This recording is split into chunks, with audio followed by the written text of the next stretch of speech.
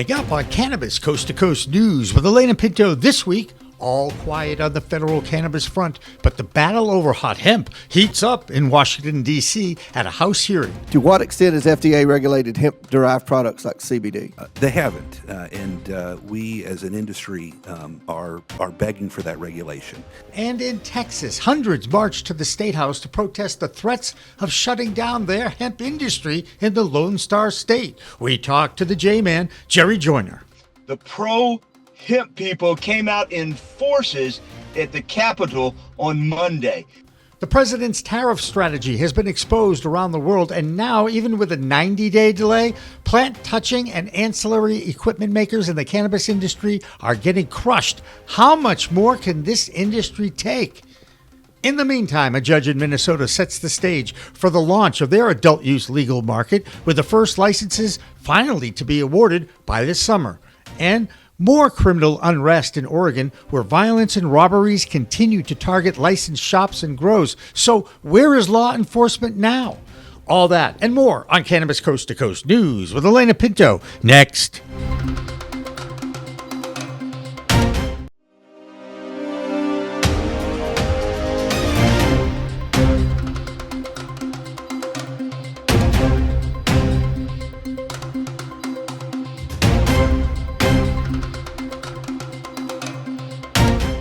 Hi, everyone. Welcome to another weekly edition of Cannabis Coast to Coast News, PCMTV's production of the battle to end cannabis prohibition here in the United States and around the world. I'm Elena Pinto.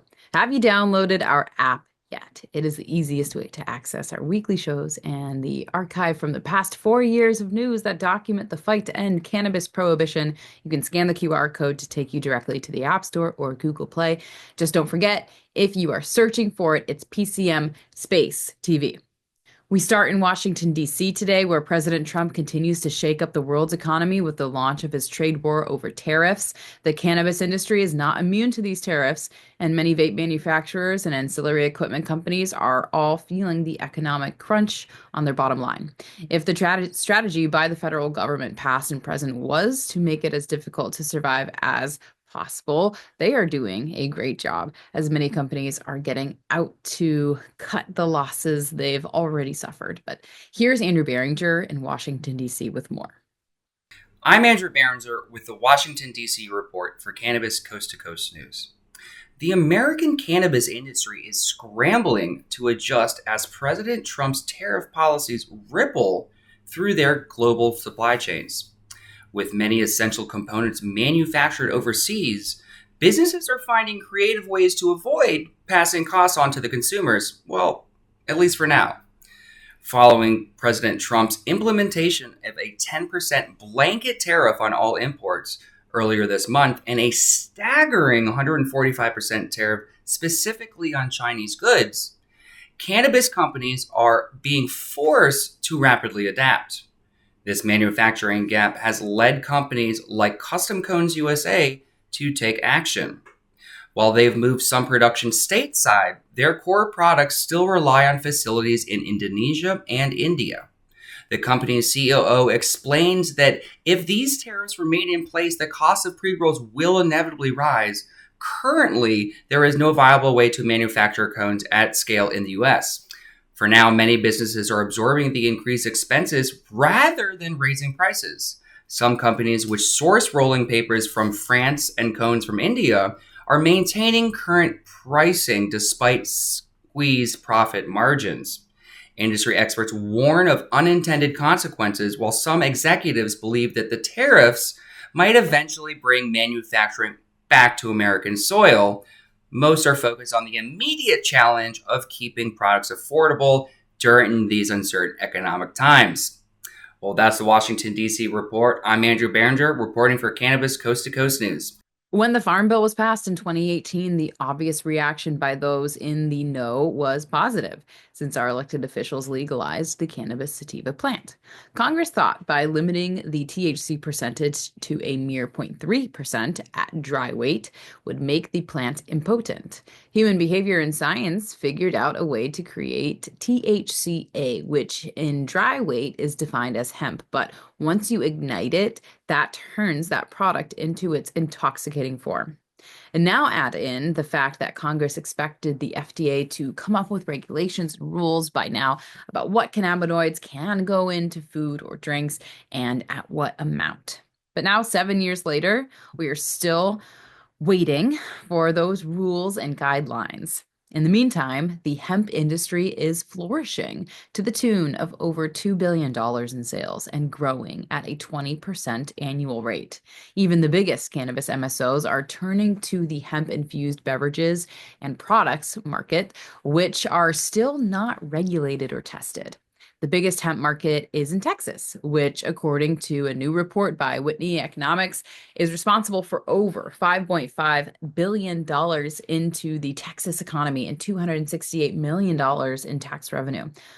So, why would lawmakers and political leaders in that state want to shut it down? Especially when you add in the fact that there are over 50,000 people employed in that industry in Texas. This week, hundreds of protesters showed up in Austin, the capital of the Lone Star State, to protest that legislature's efforts to ban all hemp-derived products. PCM TV founder Jimmy Young talked to the Texas J-Man Jerry Joyner about this latest battle. Thanks, Elena. You know that story in Texas this week with the big protest in Austin because those legislators in that state house in Texas are trying to do everything they can to get rid of intoxicating hemp. Jerry Joyner, the man, the myth, the legend from Texas joins us. And Jerry, tell me a little bit. Is it a lost cause in Texas to fight against hemp? Oh, no, not at all, Jimmy. You know, the pro hemp people came out in forces at the Capitol on Monday. They had a huge turnout, overflowing into the hallways. The politicians, I believe, Jimmy, were deliberate in delaying testimony into the night for the pro hemp, or the people that were against SB 3 and SB 28. Some beverage people came along and tried to end around all of our hemp friends, and they're in the hemp business with a House bill HB 28, which said only drinks could be sold in Texas. Well, that got pushed away to the side big time, and the scuttlebutt that I hear is that it's they're not going to vote on it. They're just going to let the bill die in the House. I was just going to say, if the bill dies, does the fight go away too? But you're telling me the Senate now wants to get rid of all the hemp. But the Senate, it passed the Senate, went to the House. Okay. Nobody in the House has picked up on supporting this bill or even adding any caveats to it yet. There's been a little talk about age gating. All the good players here in Texas, they want child-proof packaging. They want to sell to adults, okay? They want to sell products that's got a good certificate of analysis. Jimmy, that's a problem not just in Texas, but nationwide, where some certificates of analysis aren't accurate. And so, you know, it's like anything else, folks. 95% of the people are good actors, and they want to abide by the rules and do the right things. This is an $8 billion industry for us here in Texas. I truly believe that it's going to die in the House, and we'll get 2 more years before something comes up. Here in Texas, once the legislative session is over, it'll take 2 years before they convene to vote on this. Now, we've got till June, and we're holding out and hoping, you know, good Lord willing, the creek don't rise, that the House will stay with us and not ban the hemp. Well, let's hope so. And of course, you know, it's so funny you mentioned about regulations. In Washington, D.C., there was a hearing this week on hemp. And one of the things that the general counsel of the U.S. Hemp Roundtable brought up was, we want regulations. We want guidelines. They just want to be left alone.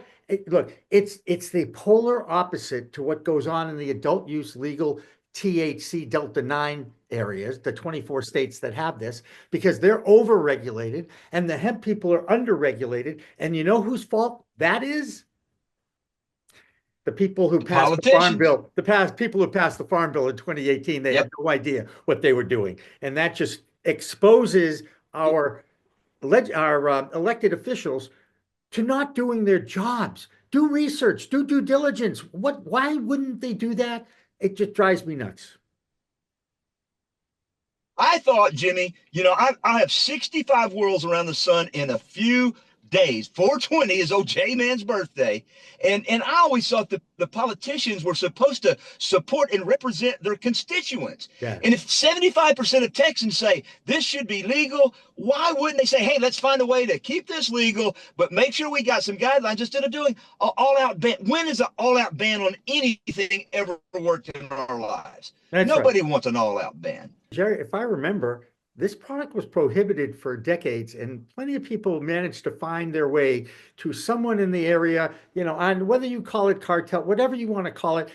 The people that like this product will always find a way to find it and buy it.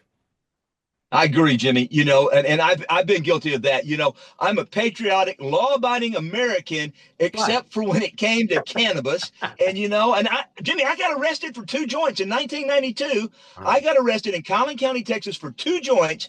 My employer at the time, I worked for a fella, came to the court as a friend of the court and said, Judge, this is my best salesman. You can't put him in jail for having 2 joints. And he worked it out, Jimmy, where I had to go in on Friday night at 6 o'clock. I got out on Saturday morning at 6 a.m. so I could get 4 days of fun in jail with like real criminal guys, okay?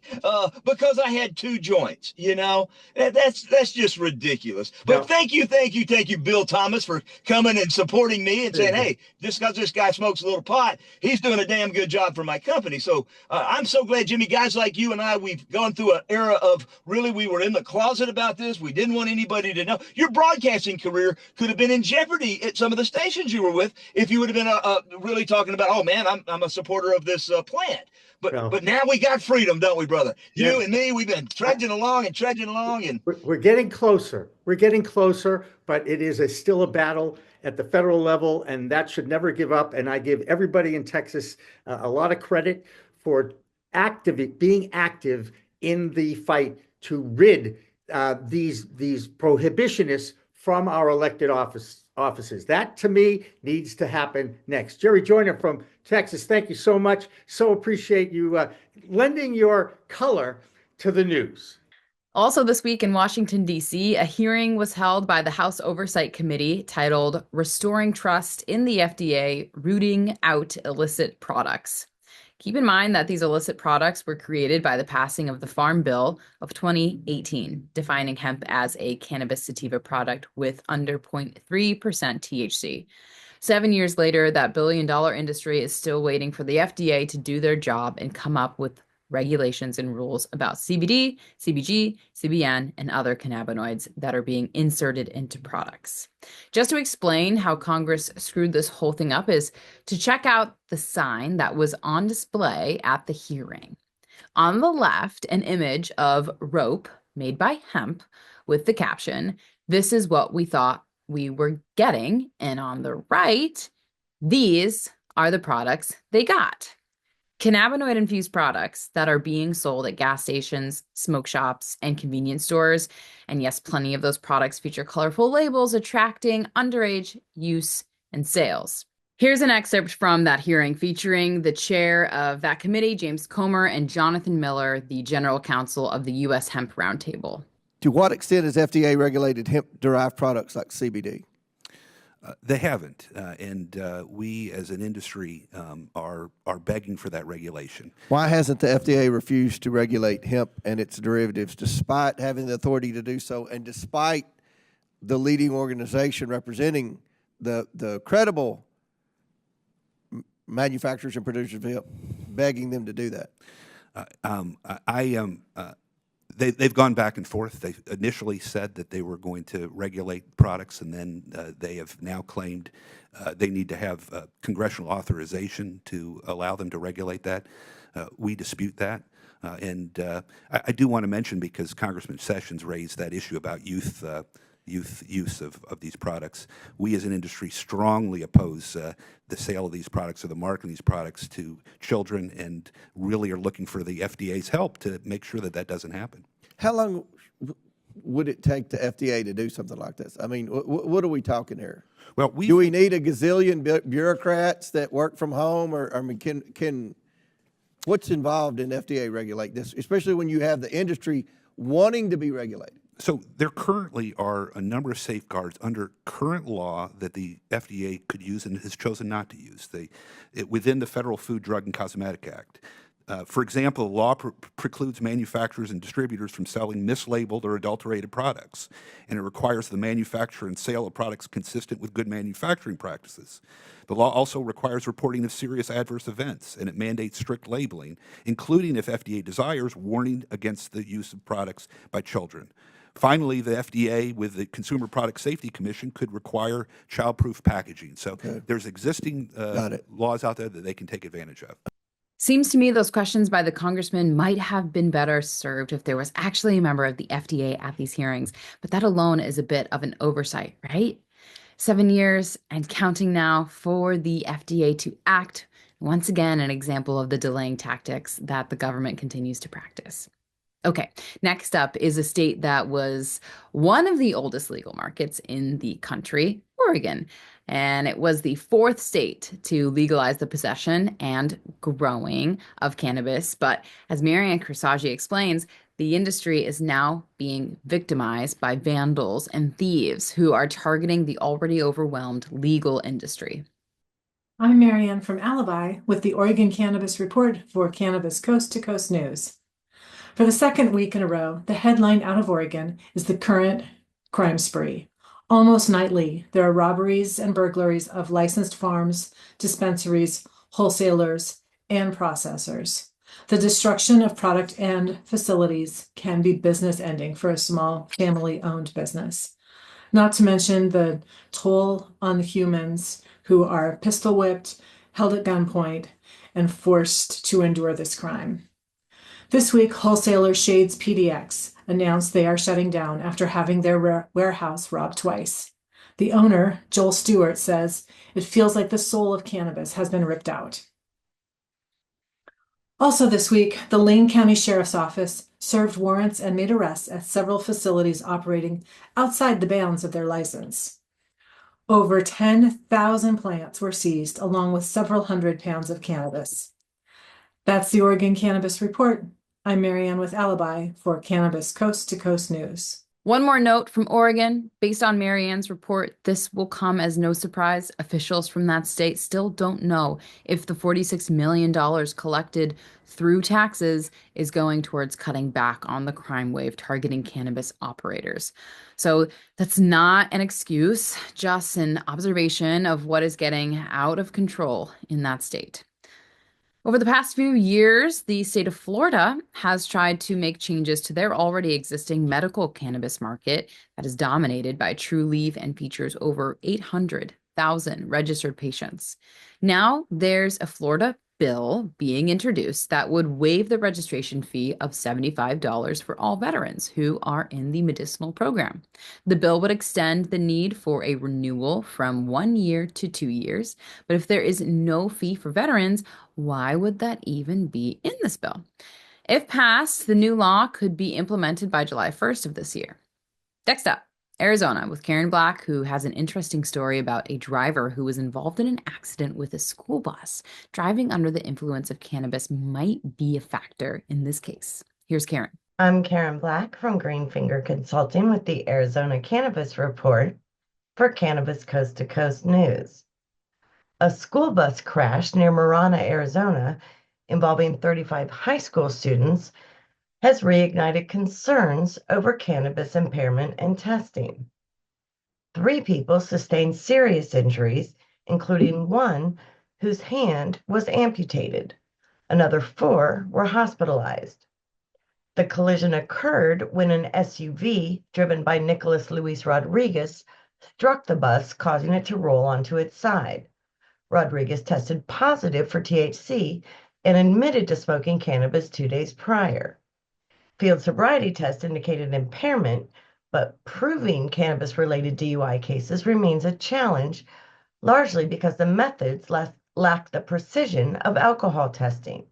A recent Arizona Court of Appeals ruling further complicates enforcement, requiring proof of actual impairment rather than just the presence of THC metabolites. This case highlights the urgent need for improved testing methods for cannabis-related impairment. Rodriguez, faces multiple felony charges. 5 cannabis-related bills remain under consideration as Arizona lawmakers approach the end of the legislative session. The controversial House Bill 2179 aims to limit marijuana advertising to licensed establishments and nonprofit dispensaries while setting penalties for noncompliance.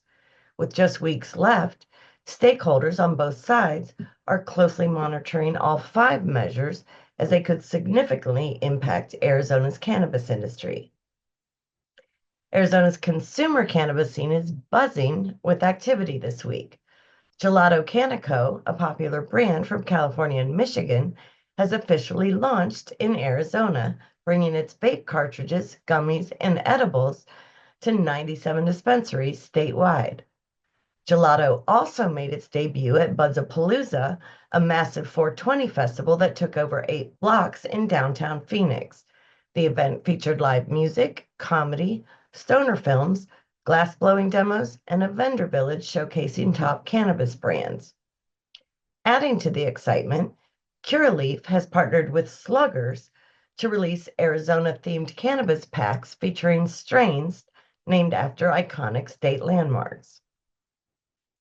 That's all for this week's Arizona Report. I'm Karen Black from Greenfinger Consulting reporting for Cannabis Coast to Coast News. That'll do it for the A Block, our first section of Cannabis Coast to Coast News, but we've got plenty more reports from the U.S. And in our next section, we will check in with Ben Stevens in Europe and Debbie Facey in Canada.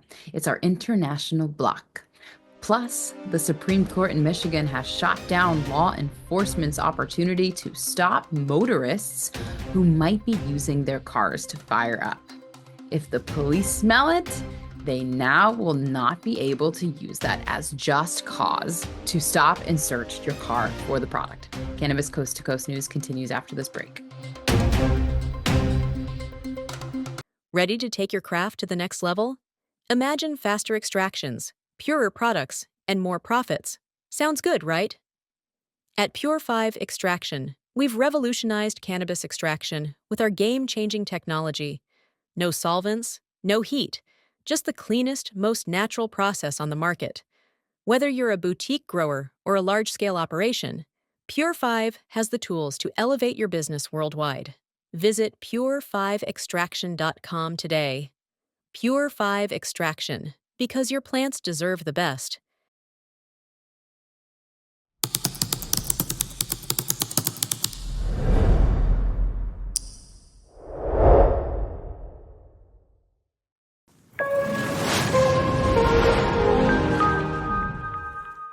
Welcome back to the B Block, our second section of this week's Cannabis Coast to Coast News. I'm Elena Pinto.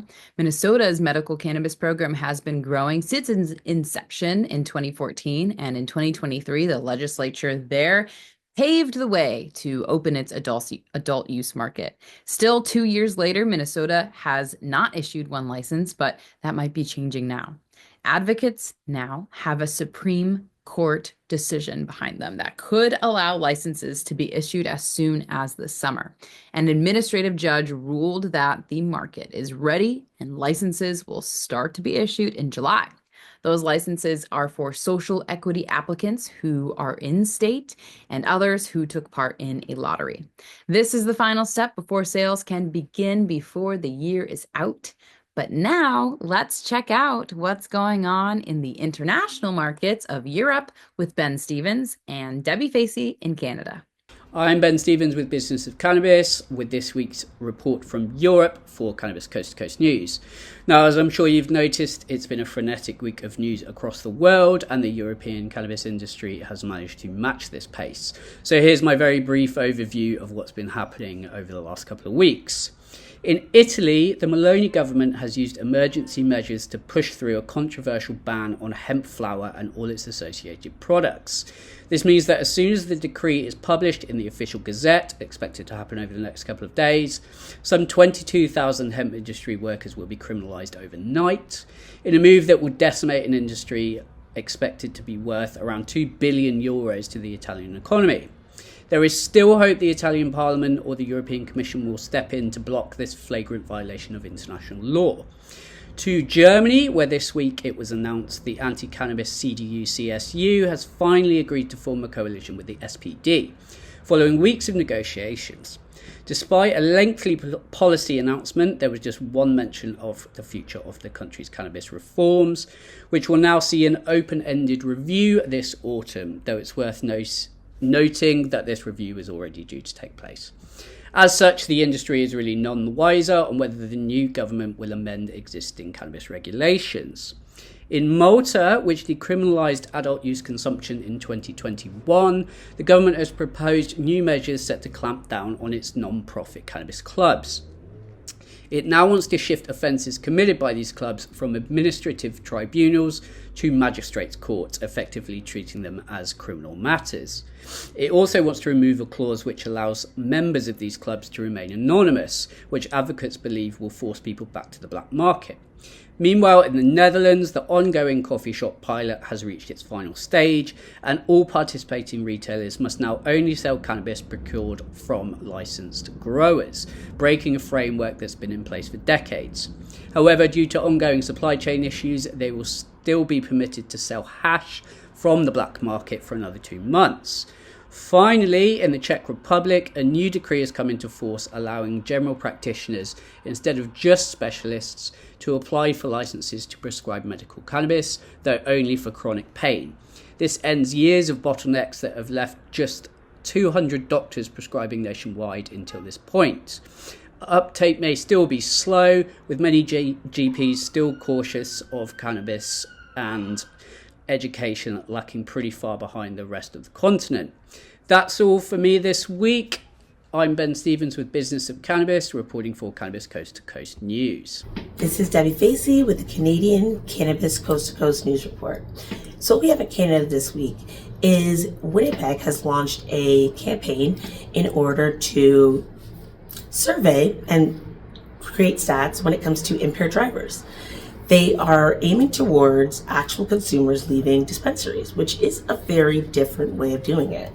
They had found that between January to March 2025, they had cited over 207 tickets. They had found 97 people impaired, and they had also just overall did 327 pullovers in order to see whether or not people were just driving impaired in general.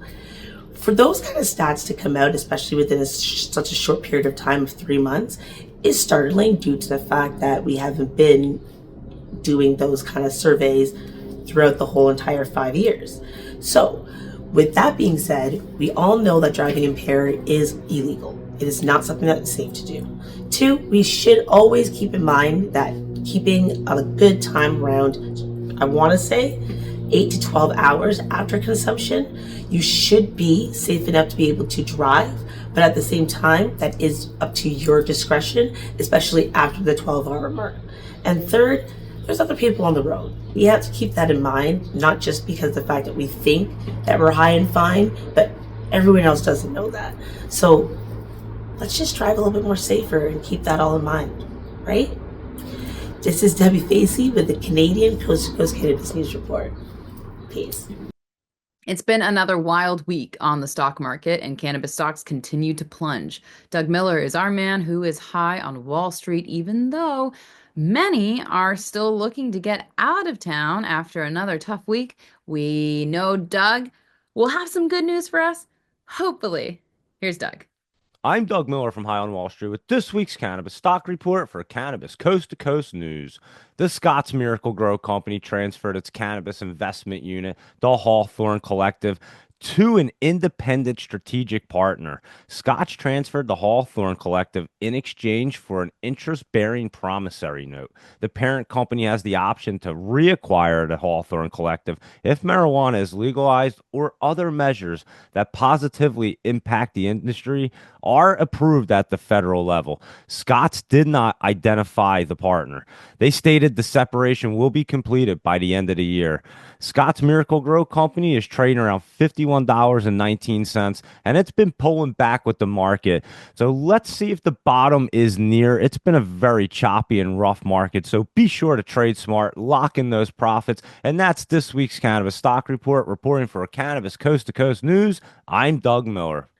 The race to become the 25th state in the United States to pass adult use sales and legalization of cannabis continues. Many think Pennsylvania is the favorite to make it happen over the next few months, but now Hawaii has advanced a bill that is expanding their medical program.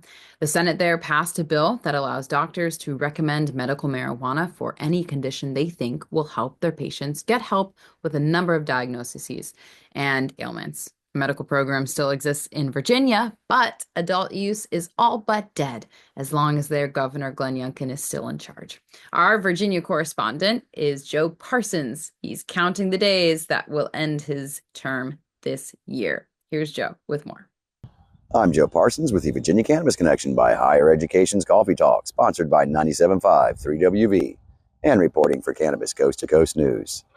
When the governor again vetoed Virginia's cannabis bills this year, lawmakers had hoped that when the session reconvened, they might get enough support to possibly overturn the veto results and get at least one of the bills finally passed through. It was, however, no surprise that they failed to get enough support from the Republican lawmakers. So, as it stands, we'll definitely have to wait for another governor to enact change. That means that our retail market will have to wait until almost 2027.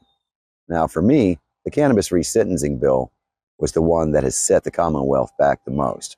So I reached out to Tamara L. Netzel, an activist, author, and board member for the Virginia chapter of NORML, for her opinion and which of the bills that failed had the biggest impact for her and which was the worst for Virginia. And here was her response. Yeah, so you're right about the retail sales bills. You know, we all knew that that was not going to, that was going to get vetoed, but it was still worth putting it up there. Still worth showing Youngkin, like, hey, this is still something that we pass and we as people believe in, you know. So still makes, you know, it's important that we still put that through, even though we knew it was going to be vetoed. But the one that I really focus on, it really kind of bothers me, is the parental right bill. That is the second year that this legislation has been put through. I understand there were a few changes to improve it even this year. But really, on its face, it's just meant to help people. And so it just really shows the characterization of what our current governor, actually just thinks about cannabis at all. He's just, if it says cannabis, he's just going to veto it. He does not care, and he wants to go against it. Because, you know, I'm actually writing a piece and kind of toying with this, but it does bother me quite a bit. It is a hot issue. And I think that this parental rights, you know, legislation, I think that people might not understand really how intense, you know, unless you've been part of a custody battle or understood, you know, the different sides of a custody battle. It gets pretty intense without cannabis even being introduced, right? Yeah. And what this bill is meant to do is, right now, with cannabis laws, it's not just one law that you can change and, okay, everybody's going to behave a certain way. We have, because of the propaganda for decades, it has been infused and intertwined with so much of the stigma and the way we think about things, anything we do, that the negativity is there. So when it comes to child custody, most of the stories that we've told, many times it's both parents who are consumers, who both consume cannabis. But the one that wants the kid, you know, they'll use the kids as a pawn, and cannabis is still being used as that tool to be able to get their way, right? And what we need to do is, this legislation needs to happen so that there is fairness. Right now, there is not fairness. Exes, just because they'll do whatever they can to get custody, and you know it. And we've actually seen it accrue consequences. This is something I'm about to write about. Is we get harassment from exes when we tell stories. I've told several stories about custody battles. They're the only stories that we get harassed by somebody. Like the ex who is the story is not being told, wants to censor the story of the ex who we're telling. And they will go at great lengths to harass us, just trying to get the story out there. So I can't even imagine what it's like in the custody cases, right? Yeah.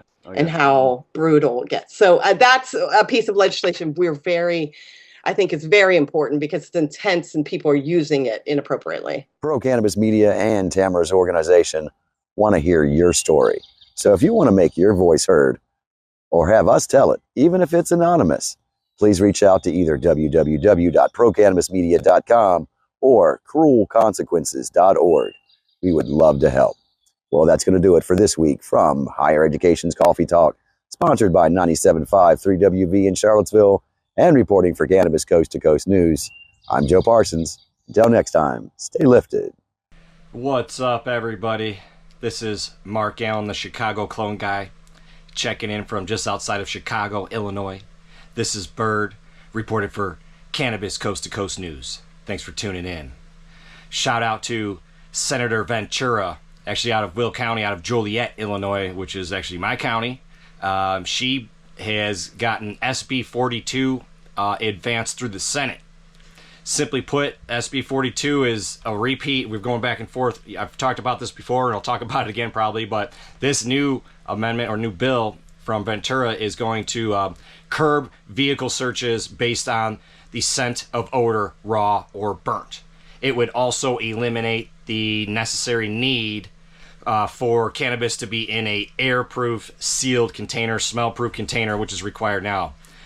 Side note that marijuana was legalized in Illinois many years ago. After they legalized it for recreational use, just like alcohol, they created this law that allowed them to literally search and arrest us and give us tickets and misdemeanors over not transporting legal marijuana. So they legalized marijuana, but then they made it pretty much illegal to drive around with it if they could smell it. Then they took that law away, and now they brought it back, and now they're trying to take the law away. So if you want to know why Chicago's called the Windy City, you see it's not because it's windy, it's because the politics just go whichever direction the politician wants it to go. So that sums up the news for Illinois for Cannabis Coast to Coast News. I'm Mark Allen, the Chicago clone guy. This is Bird checking out. Thanks for tuning in. One of the most respected financial analysts in the cannabis industry is Bo Whitney. We've already shared some of their research on the Texas hemp market, but it's the cannabis Delta 9 industry that continues to face the reality of collapse.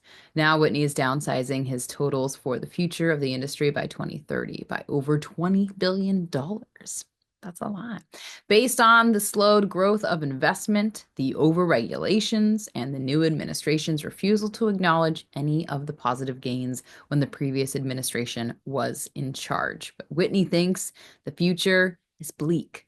Even a state like Maryland is having its growing pains with a governor who has been a hero of sorts for reform. Here's Christopher Bright with the Maryland Cannabis Report. Welcome to Cannabis Coast to Coast News. I'm Christopher Bright from The Enlightened Voice, bringing you the latest cannabis headlines from Maryland. Let's get started.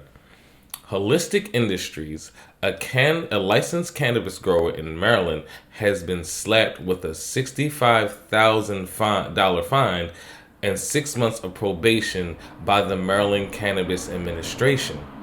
The penalties stem from an investigation launched in February 2024, sparked by an anonymous tip about employee misconduct.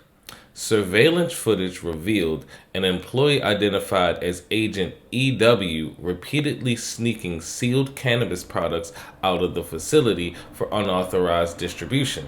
But that's not all. Investigators found the company failed to keep accurate cleaning and inventory records, neglected proper security measures, and even had obstructed security camera violating state regulations on inventory control and record keeping. Holistic Industries has taken action, firing those involved and hiring new managers and boosting security with a full inventory audit. They also agreed to a corrective plan requiring monthly reports to regulators and advanced training for key staff to keep back on track. The company avoided a full hearing by accepting the fine and probation, but this case underscores the tight oversight in Maryland growing cannabis industry. And now we celebrate our content creator of the week. I would like to shine a spotlight on Sammy Arfin. Sammy is a swing guitarist here in Maryland. Originally from the UK, he has made his home here in Baltimore. He can be seen performing the works of Serge Kreef and Django, or just going straight improv on stage. Make sure to follow him on IG at Sammy Make Music and get your tickets today. This has been Cannabis Coast to Coast News. I'm Christopher Bright, reporting from Maryland. With the hash bash in the history for another year, Amy Carter takes a look at her state of Michigan and a new recycling program that is gaining momentum. Here's Amy. I'm Amy Carter with Michigan Weedsters for this week's Cannabis Coast to Coast News. In a groundbreaking move for environmental sustainability, Michigan regulators are stepping up to tackle vape waste in the cannabis industry. The Cannabis Regulatory Agency is proposing a new initiative that would allow state-licensed cannabis businesses to collect and recycle used vape cartridges. But there's a catch. Before recycling, they must ensure that any leftover cannabis concentrate is properly disposed of.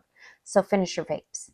The CRA Executive Director, Brian Hanna, highlighted the industry's commitment to protecting the planet, stating that these discussions have been in the works for over 2 years. In February alone, Michigan's adult use cannabis market saw over $45 million in sales of vape products, many of which are disposable. With such high numbers, this initiative could significantly reduce environmental impact. The CRA is inviting public feedback on the proposal during a hearing next month, paving the way for a greener future. The Cannabis Regulatory Agency also released a technical bulletin permitting licensees to create compliant packages that include various flavors, colors, and strains of infused edibles and vape cartridges. A multi-pack refers to packaging containing 2 or more different types of the same product, either infused edibles or vape cartridges, packaged together and sold under a single metric tag. This allows licensees to offer multiple varieties of multiple products in one package without having to scan multiple labels. The technical bulletin is available on the CRA website under Bulletin section. Stay tuned as we follow these exciting developments in Michigan's cannabis world. That's it for this week. I'm Amy Carter with Cannabis Coast to Coast News. That'll do it for the B Block, but don't go anywhere. PCM TV founder Jimmy Young talks with the founder of MJ Unpacked, George Jage, and previews their next show in Atlantic City, New Jersey at the end of April. Plus, Dina Naguib visits another opening of a cannabis social club in California. Cannabis Coast to Coast News continues after this.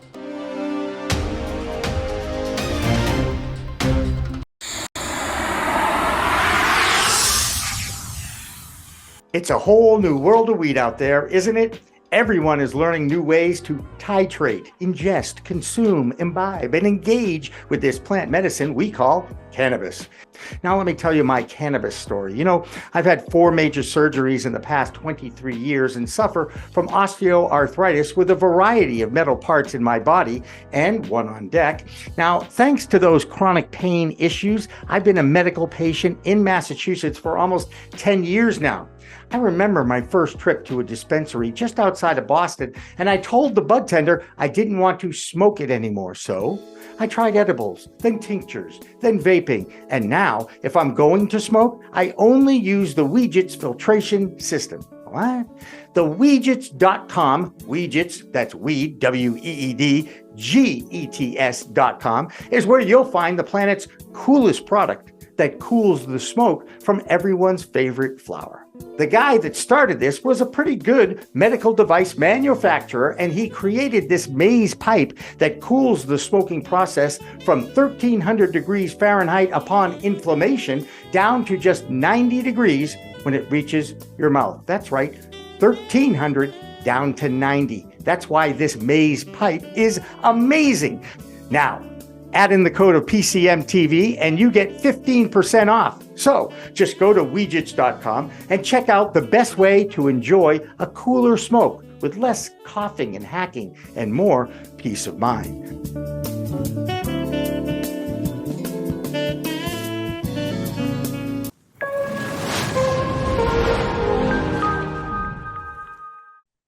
Welcome back to Cannabis Coast to Coast News. This is the C block or final section of our weekly Cannabis Coast to Coast News show. I'm Elena Pinto. Final reminder this week to scan the QR code on the screen to take you directly to the App Store or Google Play, where you can download our free app, PCM TV, and make sure you put a space in there if you're searching for it. First up in the C block, we check in on California, where it seems every week there's another social consumption lounge opening up, and that's where we find Dina Naguib.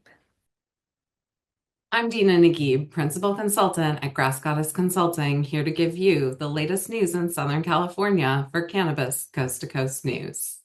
This past week, I had the pleasure of touring the new consumption lounge, Sessions by the Bay, which will be the first in San Diego, opening this coming 420 weekend. Along with other leaders of the San Diego chapter of the Cannabis Chamber of Commerce, we toured the dispensary that opened that morning and the lounge, which will be opening this week. One of the owners and main mastermind, Alex Ayon, talked to us about his and his wife's vision and how important it is to bring this space to San Diego where people can consume safely and local artists, musicians, and cannabis cultivars can be featured. Stephanie Diaz, assistant lounge manager, was kind enough to chat with me about the lounge after the tour. How are you doing today, Stephanie? I'm good. I'm super excited to get everybody in here and show them what we're about. We've just soft opened the retail today about a couple hours ago, and it's been packed. So I can't wait to soft open the lounge and get the lounge cranking and everybody in there enjoying themselves. That's awesome. Yeah, thank you so much. So you all were gracious enough to invite us, the leadership from the San Diego chapter of the Cannabis Chamber of Commerce, to have a tour today. We got to see the dispensary open, which you mentioned, which is really cool, but we got to see the lounge, which isn't quite open yet, and also the immersive experiences. Yeah, I'm super excited about that. Do you want to talk a bit about it? Yeah. I can't say too much, but I can say that it's a 12-room immersive art exhibit. Will feature a progression of cannabis throughout its years, but also tells a really fun and awesome, unique story that the owners have kind of created up. So yeah, I'm excited to get everybody in there. We'll definitely be hopefully open by summer, but don't quote me on that. I'm not sure. It's got a lot of work in there, but our artists are in there cranking it out. And so we had to, hopefully everybody can experience that soon. Hope to see everyone at Sessions by the Bay for a sesh soon. I'm Dina Naguib at Grass Goddess Consulting for Cannabis Coast to Coast News. Last week, Kimmy Cannabis had the story that her state of Oklahoma was preparing to collect signatures to get an adult use bill on the ballot for their next general election. Let's see what Kimmy has in store for this week. I am Kimmy Cannabis with Can I Talk About It with the Oklahoma Cannabis Report for Cannabis Coast to Coast News. As 420 approaches, the Sooner State is lighting up with cannabis celebrations from Tulsa to Oklahoma City, and we've got your early scoop on all the action. First up, Tulsa gets the party started with Terps and Tunes, the Terp Float launch party and 420 celebration. This event kicks off Friday, April 19th at 7 p.m. at the Shrine. It's free to attend for all adults 21 and up and features live musical performances. Now here's the perk. Attending this event gives you first access to VIP tickets and accommodations for the Big Terp Float weekend happening August 1st through the 3rd. Also in Tulsa earlier in the day on April 19th, it's Women in Weed, a 420 Eve celebration happening on Greenwood from 1:11 p.m. till 4:20. This inclusive event features a scavenger hunt and the official launch of Dr. Regina Nelson's new book. It's free, it's educational, and it's open to everyone. A great way to connect, learn, and celebrate women in weed. Now, shifting gears to Oklahoma City, Dana's Green Depot is rolling out the green carpet on 420 itself. Doors open at 9 a.m. and the party doesn't stop until 8 p.m. Shoppers can score 20% off all day long, plus brand pop-ups and quarter-ounce giveaways happening all through the day. And finally, a major shout-out to Holiday Cannabis. They'll be popping up at 15 dispensaries across the state from April 17th through the 19th. Be on the lookout for their exclusive discounts at participating locations, including one of my personal favorites, Great Barrier Reefer in Bethany. So whether you're in it for the music, the medicine, or the munchies, Oklahoma's 420 scene has something for everyone. That's it for the Oklahoma Cannabis Report. Peace, love, and all that good stuff. This is Cannabis Coast to Coast News. I'm Pam Schmiel reporting from New York. New York's lack of a track and trace system is catching up with them at the expense of farmers and small businesses.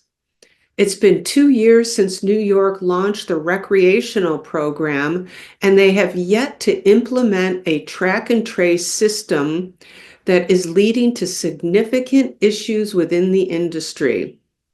The absence has allowed out-of-state brands to sell to the hundreds of storefronts, illegal storefronts known as smoke shops. The state's Office of Cannabis Management has named BioTrack as its tracking software provider over 2 years ago.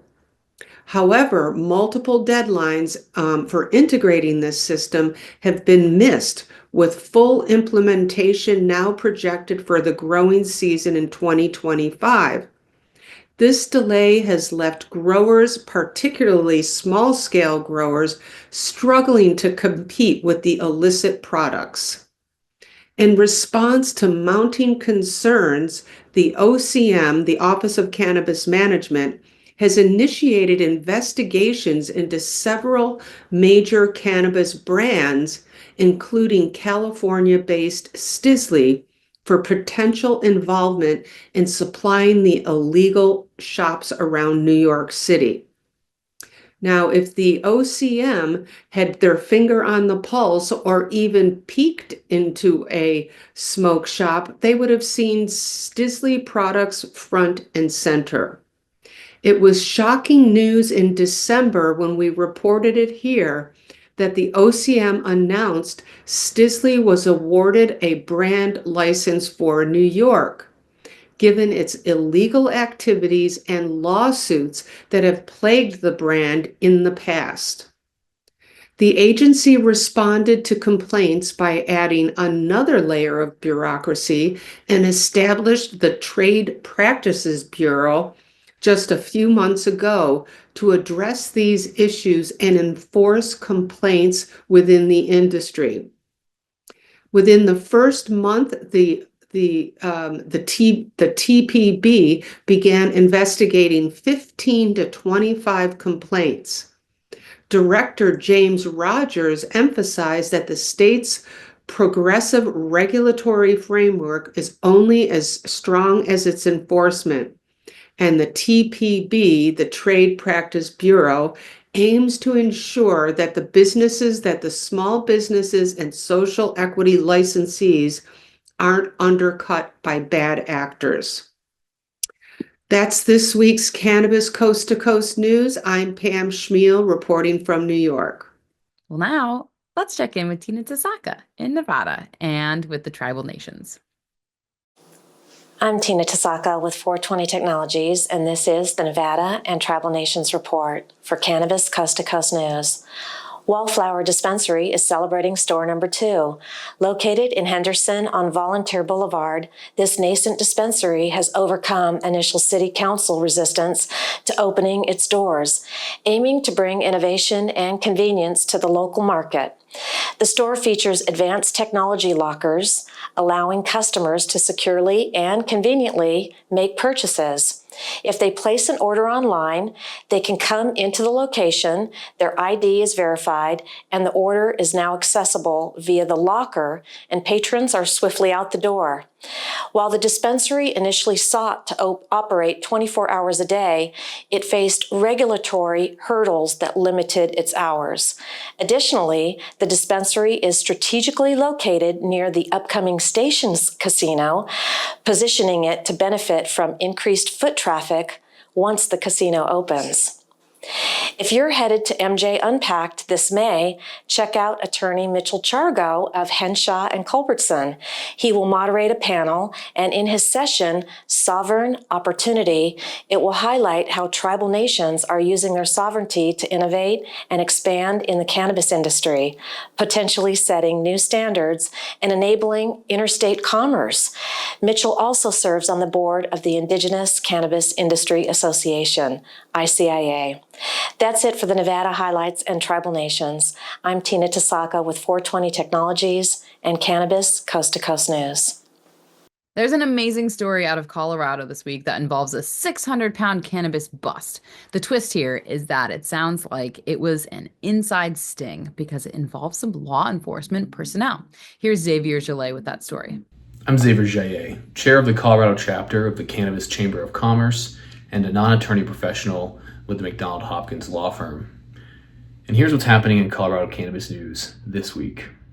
Now, this week's headline reads a bit like one that you would have expected to find prior to the existence or creation of Colorado's marijuana industry, and that is that 600 pounds approximately of cannabis was stolen from a Colorado State Patrol evidence trailer on April 1st, late in the evening.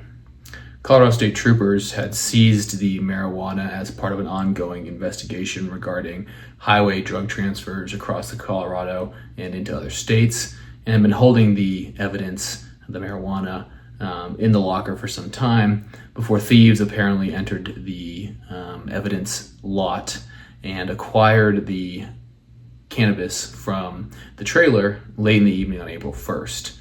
It's a reminder that marijuana is still very much a targeted product when it comes to criminal elements, and reminds me of some of the strings of crime and theft and robberies that we've seen afflict and impact cannabis retailers across the United States and in Colorado. Now, Colorado State Patrol has issued some information regarding who they believe may be responsible for the theft, including details on the vehicles used, and they are requesting additional information from the public, from anyone who may know more about this story.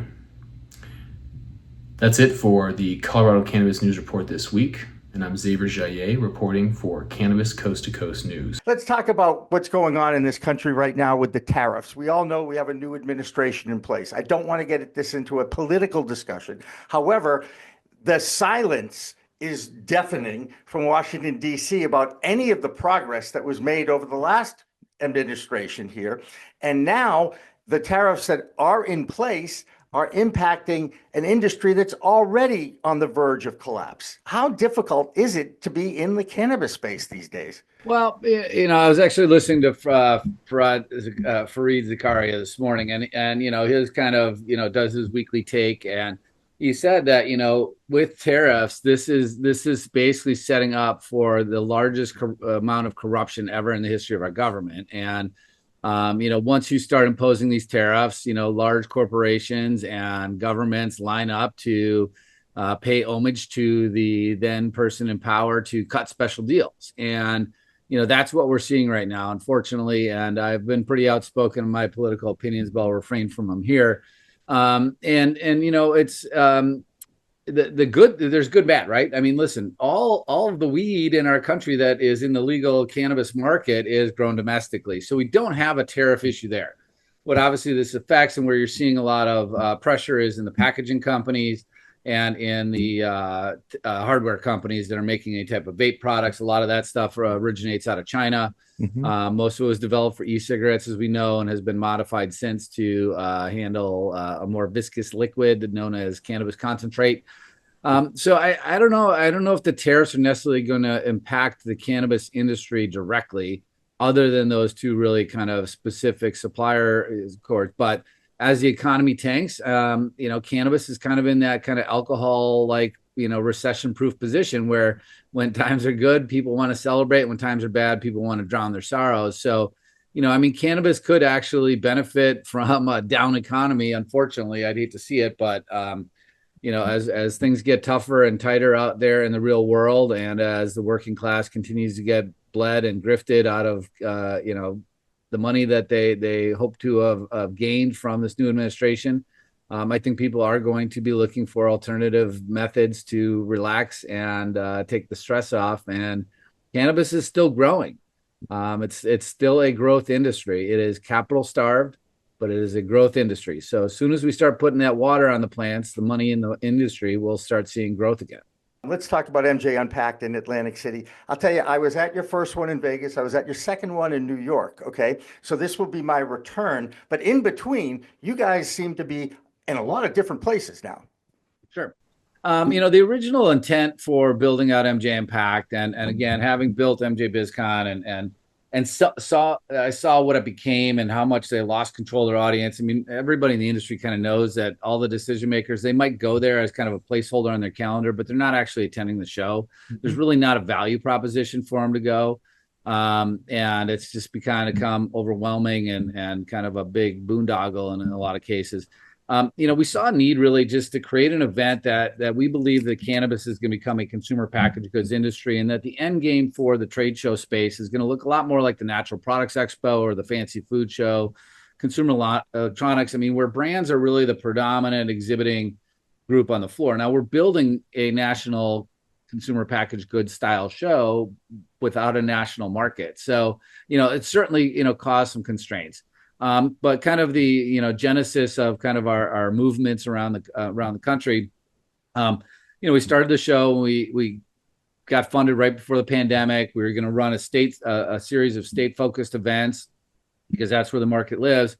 But coming out of the pandemic, we said, listen, let's just push this to a national platform right away. We did our first one in Las Vegas during MJ BizCon because we wanted to show how disruptive and different the model could be. And people walked out of there with their kind of hair blown back. We felt that, putting our event in the East Coast where most of the market growth was going to be really important for us. We wanted to kind of build a spring, fall, east, west type of model. And New York was great. The market stalled on being able to roll out effectively, all the history and the problems there. Midtown Manhattan is not a cheap place to do an event. And we wanted to stay on the East Coast. So we did move our spring show to Atlantic City last year. It was incredibly successful. This year is going to be over the top. We're planning on staying there for the foreseeable future, at least on the East Coast in that area. But our fall show in Las Vegas, after we came back a second year, we just saw this kind of implosion of the West Coast market. I mean, California is obviously the dominant, driver of the West Coast market. And it just, herbal was shutting down. People were getting stuck, not of their fault, but brand or retailers weren't paying their bills, so the brands didn't get their money. And this caused a lot of collateral damage out on the West Coast. And Washington remains a pretty kind of closed market with a lot of caps on scale of how many operations somebody can own. And we kind of looked around and we looked at markets that had a very large amount of license holders. Because those represent potential attendees to our event or exhibitors at our event. So, a state like Illinois, where, 4 or 5 companies own 80% of the market's not going to, be good for our event per se to really draw attendance. So we went to Michigan, we went to Detroit. It was a great show. It was our smallest show because we kind of spun it up late notice. And there's a couple other events that were in Michigan at the time. But Michigan's booming, and it was always kind of a flyover state. You saw at one point it was bigger than California's market. I think it's since receded. And then we looked at other states that we could bring our fall show, and we looked at Missouri, and it's like this is definitely a state that people have flown over and really missed the mark. And you looked at the sales growth, you look at the diversity of license holders. I mean, it is a little bit verticalized. I love verticalization from an operational efficiency standpoint, but I think that bifurcating the market at some point between, product and retail is going to make sense. But Missouri is a great market, and it's kind of hitting a lot of emerging states. I mean, hopefully we'll see Kansas, Nebraska at some point kind of get in line. Oklahoma, Texas, Arkansas. You got a lot of states there. It's bordering Illinois. Ohio's a short flight. So we like Missouri, and we've moved around, and we're going to continue to do our events in 2025. We're going to be in Missouri this year. Next year, we're planning on being in Missouri again. We'll probably be in Kansas City because of the World Cup. How about a quick plug? When is the Atlantic City show? Yeah, I want to tell you. So we've continued to evolve the show, right? Like part of our strategy is meet the market where it's at, right? Okay. And also, kind of lead it to where it needs to go. So we're making some big changes to our event this spring in Atlantic City. It's April 29th to May 1st. It's at the Hard Rock Hotel in Atlantic City, New Jersey. You're going to have to fly into Philadelphia and get a car down to Atlantic City. If you book on American and your flight shows you landing in Philly and getting to Atlantic City, it's actually a bus you load up on the tarmac, so don't get fooled by that.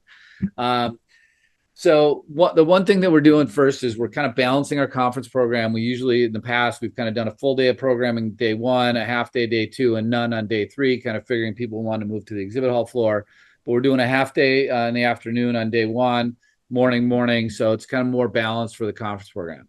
The last day, we're actually opening the event up to bud tenders and staff at licensed operators. As you know, you have to be a licensed operator with the title of manager or higher to attend MJ Impact, or an accredited investor actively investing in this space, or a research scientist doing something meaningful in cannabis. And that's to kind of create a very curated, elevated audience. So last day, we want to bring those bud tenders in. This is a huge opportunity for brands to engage with the bud tenders, which they love doing. It's an opportunity for the bud tenders to come, learn more about those brands, and also the products and technology that's driving the industry forward. These are the future managers and possibly entrepreneurs in our industry. So that last day, when we're bringing the bud tenders in with the bud tender pass, we're also having an industry night and MJU Cannabis Cup. It's our first Cannabis Cup. We had over 120 entries to the cup. Some really amazing products being entered. We partnered with Green Flower Media to have level 2 ganjiers evaluate all the cannabis. They've got their SAP app, which is a standardized methodology for testing and tasting and evaluating concentrates and flour.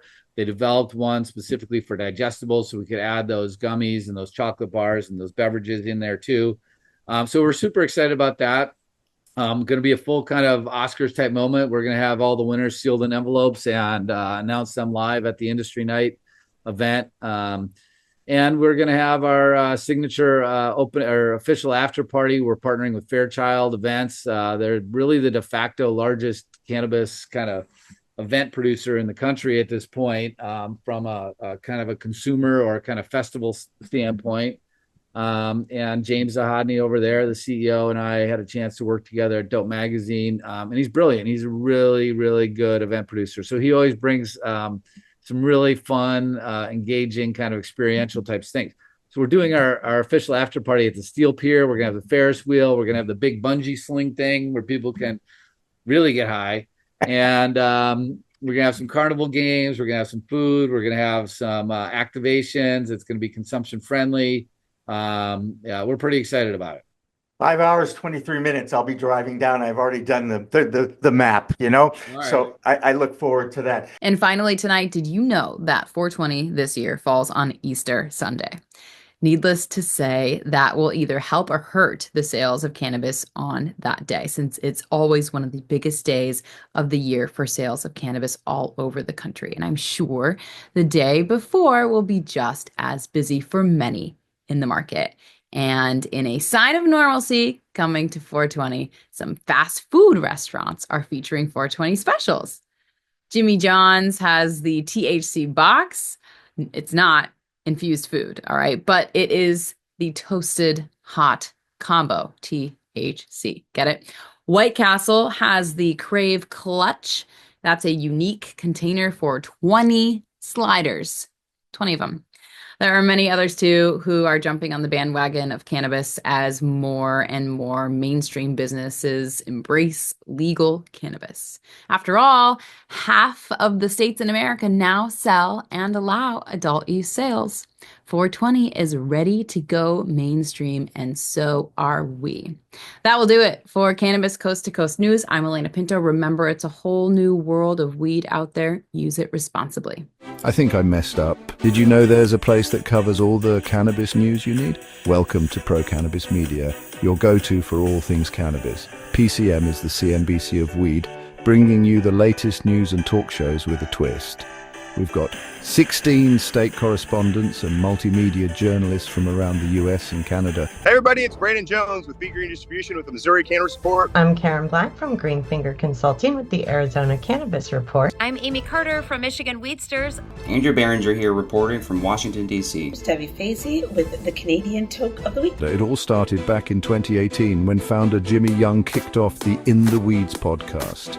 His mission? Documenting the fight to end cannabis prohibition.